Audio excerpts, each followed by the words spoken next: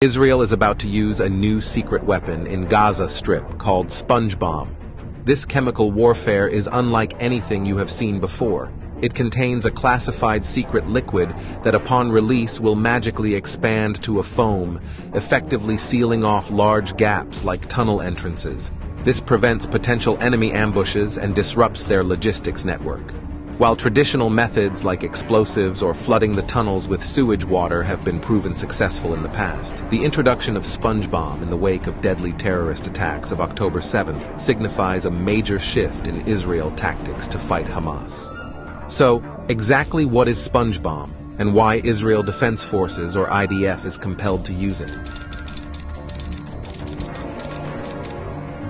The extensive network of tunnels in Gaza, often referred to as the Gaza Metro, were initially constructed in the early 1980s to facilitate the smuggling of goods, but their purpose evolved over time. Only 6.5 feet tall and 3 feet wide, they are dug by basic equipment and fortified by concrete. The tunnel network is so big that there's no point in dismantling all of it. That's why IDF has focused on either destroying or just blocking the tunnel entrances, and that is where the sponge bombs come to picture. IDF has not released much information about this bomb and the chemicals used in it, but it represents a departure from traditional bombs because it has no explosives.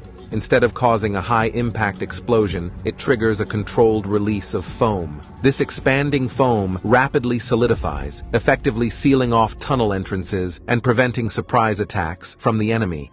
In the context of tunnel warfare, this means that Israeli soldiers can use sponge bombs to seal off branching passages, preventing potential ambushes and reinforcements. But how does the sponge bomb work?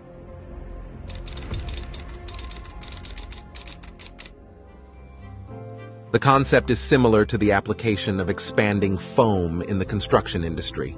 Take, for instance, this DIY alternative to instant concrete for setting a post that you can buy from Home Depot for $16. It is a two-part, pre-proportioned polyurethane resin that produces an expanding foam upon mixing. It comes in 2 connecting pouches containing different chemical components. To initiate the process, one bag is rolled against another to break the seal, allowing the 2 chemicals to combine. After thoroughly mixing for about 15 seconds, the bag heats up, indicating a chemical reaction. You then have a brief window to cut the pouch and pour it in the hole before it expands. The expanding foam fills all voids and crevices, solidifying in only 3 minutes. Within 2 hours, it will be as hard as concrete. Sponge bombs operate on an oddly similar principle. Within a plastic container, 2 separate liquids are held apart by a metal partition. When this barrier is removed, the compounds mix, triggering the chemical reaction that leads to the rapid expansion and solidification of the foam.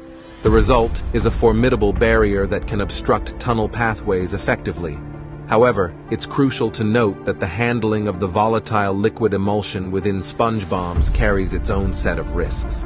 Mishandling the mixture has reportedly led to injuries, with some soldiers even losing their sight.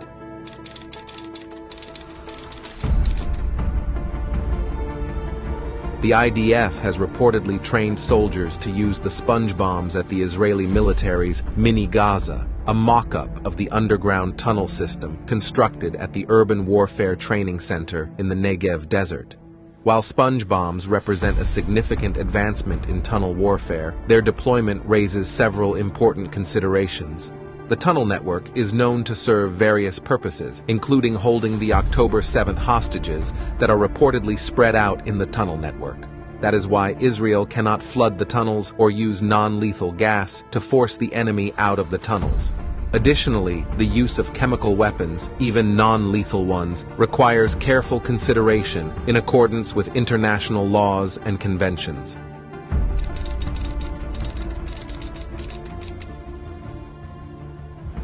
Most of the equipment that IDF uses on the surface does not work in the tunnels. They have to have specialized equipment to breathe, to see, to navigate, to communicate, and to deploy lethal means, especially shooting.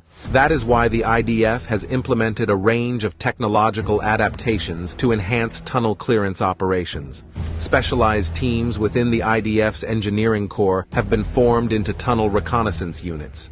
These units are equipped with ground and aerial sensors, ground-penetrating radar, and special drilling systems to locate tunnels.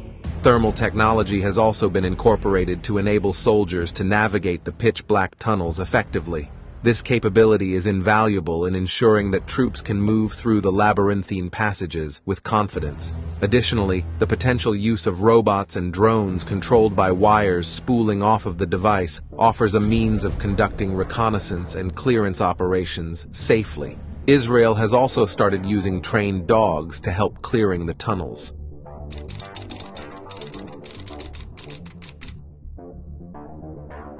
Finally, let's not forget that it's not the first time that foam or slime has been considered for military use. American soldiers used foam as a non-lethal tactic to immobilize rioters in Somalia in 1990s. It's important to consider using sponge bombs within the broader context of the conflict in Gaza, which has persisted for decades, with both Israeli and Palestinian populations enduring significant hardships. Addressing the threat posed by the tunnels is just one facet of a multifaceted challenge that requires international attention and concerted efforts for a lasting and peaceful resolution.